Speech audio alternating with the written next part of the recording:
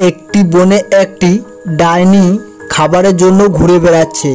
বেড়াতে বেড়াতে সে কোনো খাবার পায় না, তাই সে খুব রেগে যায় আর তার মুখ থেকে আগুন দিয়ে তার সামনে থাকা গাছটিকে পুড়িয়ে দিয়ে চলে যায়। তারপর গাছটি খুব কান্নাকাটি করতে থাকে। এদিকে একটি টুনি পাখি যাচ্ছে, যেতে যেতে সে কান্নার আওয়াজ শুনতে পায়, তাই টুনি সেটা দেখার জন্য ওই দিকে আসে। এসে সে কাউকে দেখতে না পেয়ে তাই সে এদিকে ওদিকে দেখে, কিন্তু কান্নার আওয়াজ শুনতে পায়।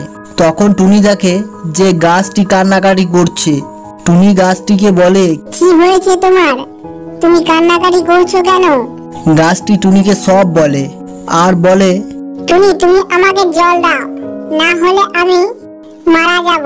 তারপর টুনি এক বালতি জল এনে গাছটির গোড়ায় দেয় আর গাছটি আবার আগের মতো ঠিক হয়ে যায়।